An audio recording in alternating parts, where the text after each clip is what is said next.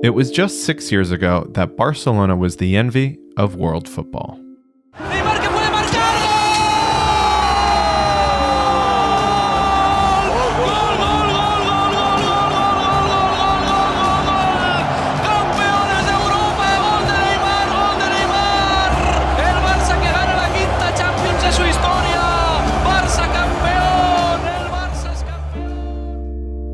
But now, they're in the midst of a financial crisis.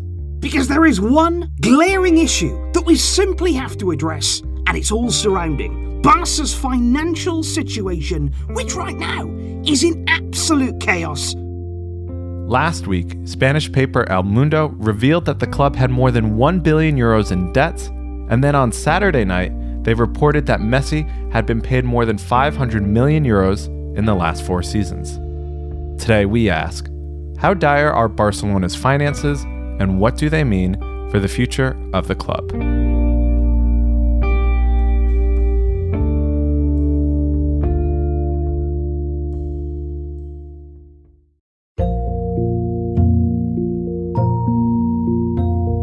Barcelona have sleepwalked into a financial crisis. Colin Millar is an editor of Football Espana.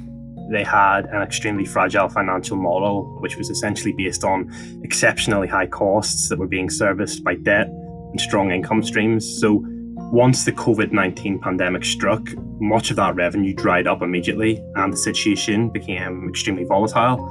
And you could essentially say that the pandemic turbocharged the financial problems that existed at the club. Let's go back to the beginning. All of this reporting on Barcelona's financial issues started a couple weeks ago in January with a piece in La Vanguardia titled Barça, Austerity or Insolvency. What was revealed in that story? Yeah, the report outlined the extent of the club's debt. And the really thing was it used alarming language in the report. The situation was described as being out of control. The debt was described as being a runaway situation. And they also said that austerity was now the inescapable destiny of the club. So they weren't mincing any words, they weren't pulling any punches. And the report outlined how the club had 900 million euros worth of debt. And crucially, 420 million euros was in the short term. So it also had mentioned, whilst the club had agreed that they had a pay cut with the players, which would immediately save the club 170 million euros in payments for this year, that was merely a postponement, as that money would eventually be agreed to go back to the players at a rate of 45 million per year over the next 4 seasons. So what was even more worrying is that the club's projected finances were described as being a utopia, because they were based on projections for this current season, in which the fans would be returned at a 25% capacity by December, and then that there would be full stadiums from February onwards. So those figures we now know are obviously far from reality, and the projections of income have been hugely inflated due to that. So the piece was just essentially arguing that the Barcelona board had continually delayed and postponed multiple payments and multiple wage packets, and this has led to an accumulation of interest on those payments, and that postponement has essentially intensified the inevitable pain that's going to come to the club. But then it gets worse. On Monday, January 25th, we got more information courtesy of Barcelona's accounts. What did they report in those accounts? Yeah, the financial figures of the club, it really gained widespread traction on the Monday because Spanish daily newspaper El Mundo had a report, and it said that the club were essentially on the verge of bankruptcy.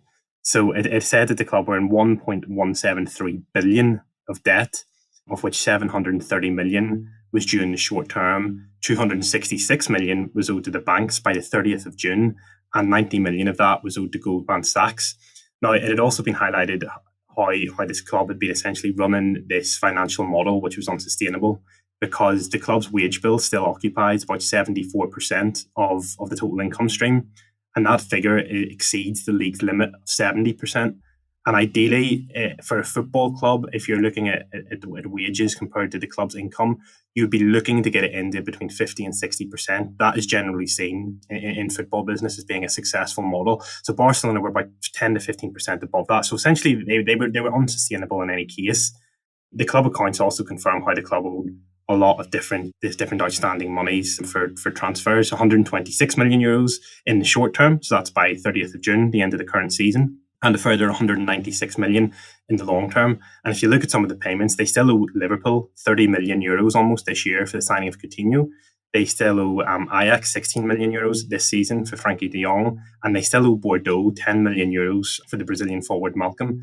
Now, that in itself is interesting because Malcolm is a player who was signed a couple of years ago and has already left the club. He's now at St. Petersburg. So Barcelona are still, not only are they still paying off previous transfers, but they're paying off previous transfers for players who no longer play at the club, who've already been moved on. And to make the situation even worse, there's been widespread reports that Barcelona's players haven't even received the payment for the second half of last year.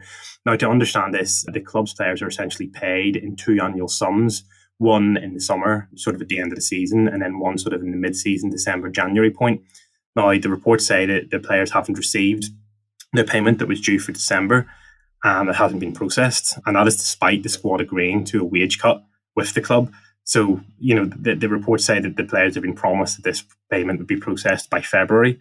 But again, that's another payment that's outstanding, and it's just another insight into the situation at the club and how they're just not on top of finances at the moment. We've just went through a lot of numbers there, but it seems like the big numbers for the audience to kind of take away here is the 266 million euros, which is owed to the banks and lenders by June 30th, and the 730 million, which is short-term debt within the next year, right? Those are the two big ones that we kind of need to focus on. Oh yeah, absolutely. The short-term debt is unquestionably the most alarming aspect to all of this, because these are payments which need immediate action. We're now in a 6-month window, essentially, where these bills and these debts need to be paid off. And we're also in this COVID world of vastly reduced income. So short-term fixes are scarce, and the club are going to have to really come up with some ingenuitive methods and quickly to get out of this situation. And all of this could actually get worse, though, right? I mean, I know that they're taking out loans for stadium expansion and development, which seems like it could be pretty poor timing at this moment. Yeah, absolutely. The SPI project is essentially the redevelopment of the club's stadium and then their training facilities. So what they've done is they're increasing the capacity of the Camp Nou from about 99,000 to 105,000. They're adding a roof to the stadium as well.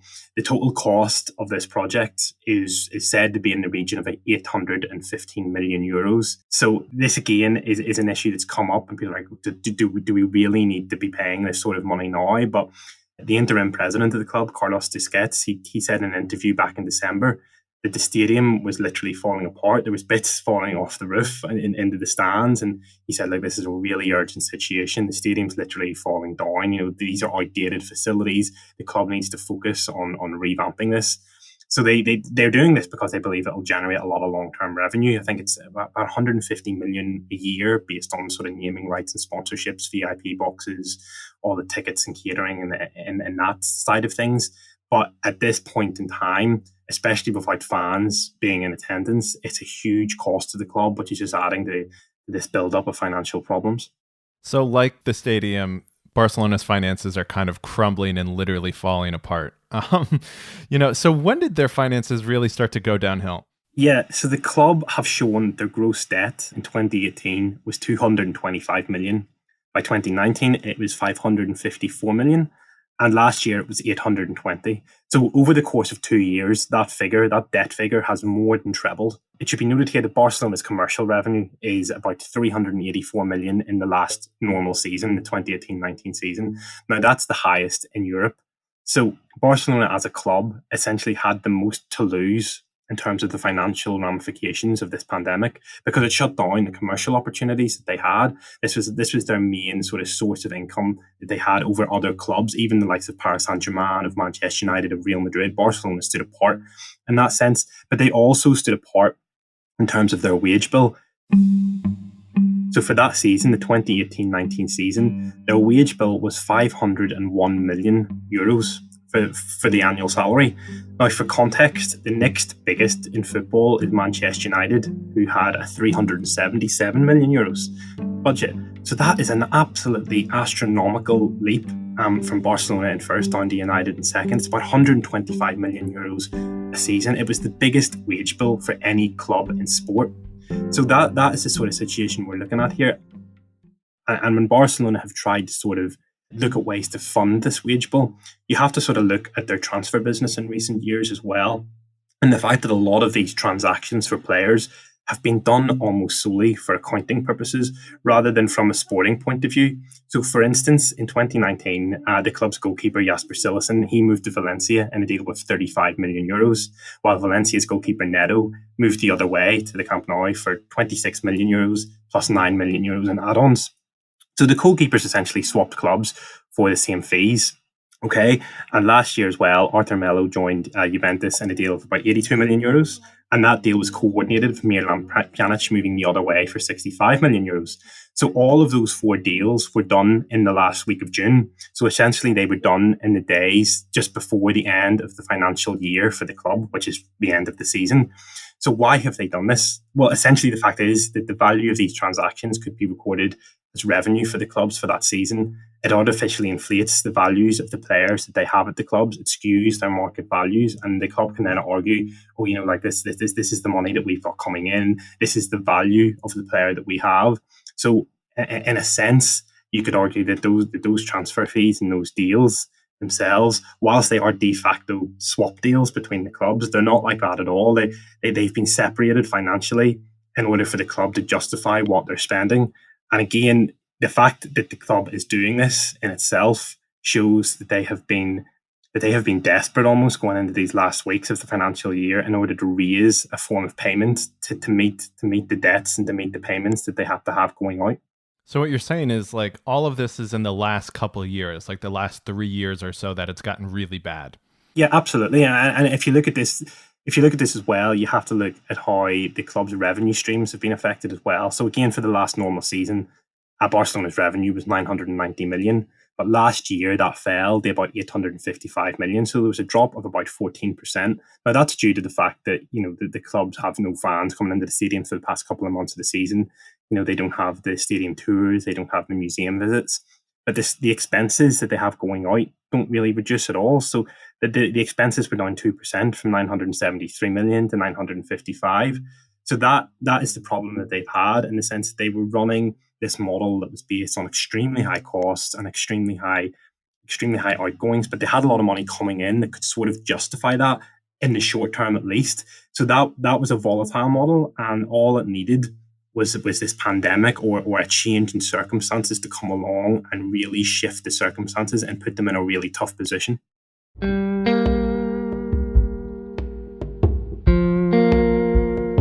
Yeah, you mentioned the pandemic. Like, how bad was the pandemic actually for them? It seems like it's hit them worse than any other club, at least maybe in Spain. Yeah, well, absolutely. And I think as well, it's important probably to sort of compare what Barcelona's situation is in terms of their debt with, say, Real Madrid. I think Real Madrid is the best comparison. And this, again, Madrid are a club who in the past year or two have had sort of major squad cutbacks, certainly in terms of their wage bill. They haven't really been signing any players since summer 2019. And they've directed a lot of their finances towards the redevelopment of the Santiago Bernabeu, their stadium. So Madrid's gross debt this week has been reported at 901 million euros, which is about 220 million euros less than Barcelona. And their net debt is 355 million, which again is about 133 million less than Barcelona. So again, you're seeing the fact that Madrid have high debts too. It's not quite to the same extent as Barcelona, but the real difference is the short-term debt. This is the key really to why Barcelona are in such problems at the minute, and other clubs who've also run up high levels of debt are not in this immediate problem, because Barcelona have to pay 730 million by June. Madrid's figure for that is 203 million. So that's well over 3 times the amount that Madrid's short-term debt is. Now, Madrid's numbers aren't insignificant. They're probably enough to prompt some sort of period of austerity, of cutbacks, of thinking, how can we manage this? Let's try to navigate this in the long term. But it can be done in the long term, and the immediate concern really isn't comparable. And it's highlighted by the excellent Swiss Ramble blog, who are fantastic on all things football finances. They said that only Tottenham have more liabilities than Barcelona do. And even then, the fact is that Spurs' liabilities can be paid off in the long term. So again, the situation there isn't as urgent as it is in Catalonia. All of this, paints a pretty dark picture. What has been the reaction from players and their manager, Ronald Koeman? Yeah, well, this is the interesting thing. I mean, obviously, in terms of player point of view, they won't want to speak out publicly the situation. Now, Ronald Koeman was asked at a pre-match press conference after the Barcelona sort of accounts came out. He said, look, all clubs can get quite bad numbers at the moment due to this, as in the pandemic. He said it isn't only here. And creo que Barcelona es uno de los clubes grandes que sobre todo por el tema de COVID, que no hay público en los campos, que sufren más que otros equipos. Esto sí es from what I've seen, the players haven't been impacted by this. He essentially gave quite a generic answer, but the fact that he had to say the players haven't been impacted by this, he didn't really deny the reports that the players hadn't been paid. And obviously it has been officialized by the club that the players have already accepted a pay cut. So what we know is that the players have accepted the salary cut, which saves the club about 122 million euros in the short term. And we also know that the club's wage bill is reduced about 80 million from last season due to a number of player exits and cutbacks. But what there still has not been a denial on is the fact that the players haven't been paid. That's an outstanding payment. And if you're a player in that situation and you can see all these reports, you can see the accounts, you can see the direction the club's going in, that imaginably would have some sort of impact in terms of how you view your own long-term future and the stability of what the club can offer you. I mean, that's the players and the manager, but what about the fans? How are they reacting in Barcelona and, of course, also in Madrid? Yeah, well, this is really a fascinating aspect into how the story has been covered, because obviously in the Spanish sporting press, it's split sort of mainly between the Madrid-based papers and the Catalan-based newspapers. Now, Barcelona essentially has two sports newspapers, El Mundo Deportivo and Diario Sport, and both of them are essentially unashamedly pro-Barca. They're produced for Barcelona fans.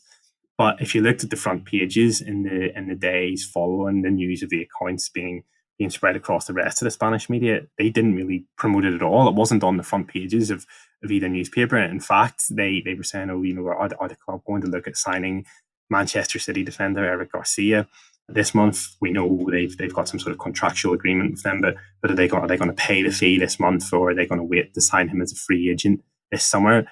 And again, it's almost like they're giving their readers the news that the club wants them to see, in a way. And I think that you can see that by the fact that the newspapers themselves have such close ties editorially, journalistically with the club, that they don't really want to highlight and amplify a bad news story. But yeah, I mean, the information has gained much greater traction in the Madrid media. You can understand it was splashed all over the front page of Marca. It's been covered widespread in radio stations, including local Catalonian stations, and of course smaller outlets within Catalonia itself. And we go back to the original report in La Vanguardia, again a newspaper, an outlet that's based near the city of Barcelona. And those are places that aren't afraid to really critically analyse the situation. So you can see how the club and how media have tried to shape the response to this. But it's really tough to say, especially in a time when there aren't fans in stadiums, essentially what the feedback is in a general sense. And you can sense that the club now are just trying their best way to kind of almost have a damage limitation, not just in terms of the finances themselves, but how the story is covered and for their own sort of PR purposes too.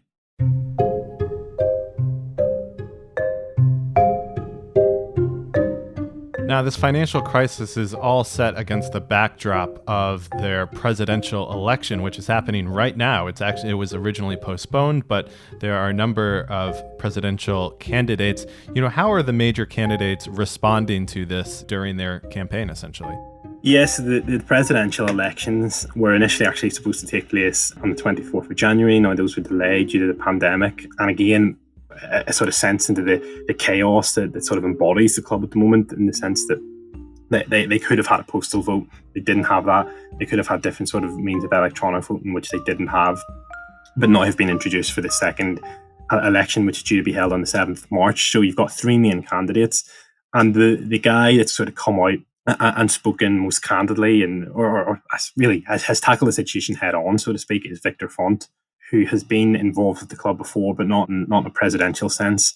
And he came out last week and he said, look, we knew these figures were there already. And he talked about urgently implementing a crash plan, which he said would be defined in two parts. The first would be restructuring costs, ensuring the income statement for the income levels we currently have, and refinancing all the short-term debt to ensure that we avoid bankruptcy. So he's talking openly about having to avoid bankruptcy, about having to refinance the way the debt is currently structured. And he said, look, me and my team, we've come from this financial background. That's why we should be elected. So he's almost basing his entire campaign, Victor Font, on this situation, and him being the best guy to sort of come in, tackle this, and to sort of navigate their way through it. The two other main candidates are Tony Freixa, who again has been involved with the previous board, so he's probably a little bit reluctant to sort of come out and openly be critical of that in a sense. And he's not really seen as the major candidate for election. That in itself is Juan Laporta, who was president between 2003 and 2010. And Laporta, he's a politician. He talks a good game. He's hugely popular among a level of the fan base, especially because whenever he was in power before, Barcelona were riding sort of the crest of the wave in terms of their sporting achievement, winning Champions Leagues and really reasserting dominance over Madrid on a domestic front. So he comes in and he talks a good game. And whilst he's made references to the financial situation, he doesn't want to dwell upon it because he doesn't want to have any negativity kind of come into that, because it's alleged that he might not be the best person or the most experienced person, should I say, for tackling that. That would probably be Font. So it's really only one of the three candidates who's willing to sort of come out and really respond to these figures and sort of engage with them. And it's almost like the club itself at the minute. It's almost like the people who are trying to get into power are almost publicly ignoring the real sort of diabolical situation that the club finds itself in. Earlier in our conversation, we mentioned the word austerity. How does this impact them in signing players? I mean, you mentioned Eric Garcia. I mean, I saw that there was a rumor for a €3 million fee, but they might not even be able to pay that now. So how does this impact them in that regard? Yeah, it's a tricky one because the club cannot afford to have any more unnecessary outcomes. And this is a player who's out of contract in June who could essentially come as a free transfer. They've agreed to deal with him. It's just a case of whether they can process it in January or if they want to wait until the end of the season. And Ronald Koeman, the manager, has come out. He said, look, we want the player now. We would fit him into our first team squad. He would be involved and he would help us fight for titles and everything else. So the club are saying, right, this is what the manager wants, but can we afford to do it? And it's an issue that sort of split the candidates for the presidency a little bit. Again, Victor Font is pushing for this because he's saying that what we can do is that we can structure this deal in a way that the payment to City, the process to transfer now will only go through in next season's accounts. The City are happy for them to do that, whereas the others are more reluctant and they're saying, we shouldn't be paying any sort of transfer fee at the minute for any player due to the situation. So this is something that even those who are involved with the club are kind of at odds over. So it's very hard to say. Can they sign players? I suppose in a sense they can if they structure the payments in a certain way, but it's going to be very difficult. And I think going forward in the longer term, it's really going to have to be a case of players are going to need to be sold before players are signed. And definitely in terms of the wage bill and a lot of those older generation of players, such as Lionel Messi, such as Gerard Piqué, Sergio Busquets as well, players who've been around the club for well over a decade and have continually negotiated better contracts for themselves. Like they have those deals in place, and the club might need to look at thinking, should we just be planning for the future at this point? Should we maybe be looking to cash in a couple of the most sellable assets that we have and really tackle that wage bill, which is the real runaway aspect of this debt, is the wage bill, and trying to reduce that over the next 6 months. There was one interesting piece of info that you discovered while going through the accounts, which was a €5 million fee to Atletico. Can you explain that €5 million fee? Yeah, this is a really strange outgoing or future outgoing for the club, and there's $5 million fee that's going to Atletico Madrid on the list of outstanding transfer payments, but there isn't a player listed. Instead, the little note beside Atletico Madrid says that it's for a sort of preferential right. Now, what that preferential right is for is unclear. But going back to October 2019, a report in El Mundo how Barcelona and Atletico Madrid, and this is in the aftermath of the Antoine Griezmann transfer, whereby Barcelona triggered Griezmann's €120 million release clause, and Atletico Madrid alleged wrongdoing in this. They said that the player and the club had come to a pre-contractual agreement the previous year, and there was media outlets came out and said that they had documents and an email chain to prove that Barcelona essentially tapped up the player, and they'd agreed a deal beforehand, which would have broke the terms of the fee. So this report in El Mundo then came out and said that Barcelona and Atletico Madrid had reached this sort of agreement whereby Barcelona would pay Atletico Madrid 15 million euros in exchange for Atletico Madrid's silence over the Griezmann transfer. To be like, it's essentially say like Barcelona are admitting wrongdoing in this case, but here's some money and don't sort of push it any further through sort of official channels. Now, whether or not that's true remains to be seen, really. But the fact is that that report said that the 15 million euro payment also would give Barcelona preferential rights in terms of Atletico Madrid players such as Saul Niguez and Jose Maria Jimenez, the sort of star players of Atletico Madrid. If they were ever to move on, then Barcelona would sort of have a preference over other clubs in signing those players. Both Barcelona and Atletico have denied these reports. They said they're not true. But now we're looking at the club accounts, and there's a fee going from Barca to Atletico of 5 million euros for this year. So again, you kind of think, was that actually true? Is this payment in relation to that? Is this a continued fallout from that Griezmann transfer in 2019? So again, it's one of those sort of murky deals that the club have sort of negotiated, which sort of deviates from the norm a little bit and kind of leaves us guessing. But there's definitely suggestions that those two, that report of the sort of silence money, that silence payment, is in relation to this. We've tossed around a lot of numbers in this conversation, more than I think we've done in any episode. But, just to make everything clear for the audience, Barcelona aren't going to become insolvent, right? They're not actually going to go bankrupt. Yeah, well, this is the thing. We talked about all these numbers, especially the short-term debt, the long-term debt, the outstanding payments. And sort of from a layman's point of view, you kind of think, how on earth can the club sort of go through this? How can they solve these issues? But we've also spoken about their revenue streams, the fact that this is a club who make more money commercially than any other football club. Dan, you've just released your report, which comes out annually, talking about the top 20 football clubs financially in the world. Once again, FC Barcelona tops the charts. They've such a power of generating wealth, of generating income.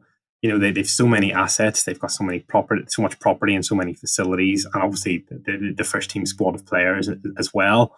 And the thing is that whilst those income streams remain so high, that is what has allowed them to sort of accumulate all this debt and to sort of justify it in a sense. The fact that they still have a lot of collateral, the fact that they still have so much income coming into the club that they can pay this off over a long term, even if that hasn't necessarily been the case. So it's going to be really interesting to see exactly how they approach this. And we'll kind of look at that transfer saga last summer involving Lionel Messi, when he was demanding an exit from the club, and he said, I'm not going to leave because I would have to take the club to court. The club are blocking me just cancelling my contract, which had been allegedly pre-agreed. But the suggestion now is that would Barcelona have been better cashing in on selling Lionel Messi last summer, because it could have raised, let's say, 100 million euros in a transfer fee. It would have saved their biggest sort of outgoing in terms of wages, and it would have allowed them to clear up a lot of these short-term debts. And yes, of course, if you sell Lionel Messi, you lose a huge part of your commercial sellability. You lose probably the best player in world football. But that being said, when you're in the situation that Barcelona are, that they can't really afford to keep somebody on that level of money. They're not in a position where they can really afford to be like turning down these potential transfer fees coming into the club, because they need to raise income, and they need to raise income quickly. So it's going to be really interesting to see how they navigate through it. But they're not going to become insolvent, because they just have too much coming into the club, and they have too much value attached to them at the minute that won't happen. I think the most realistic outcome of all of this is that they're going to enter a period of relative austerity, and that probably won't be the case over 1 or 2 seasons. We're probably talking 5, 6, 7+ years, due to the nature of this debt and due to the situation that they find themselves in. They're going to have to scale back their wages, their transfer fees, their outgoings, whilst probably cashing in on maybe 1 or 2 of their star players, and just building a longer term sustainable structure whereby they can scale back while still competing on the field.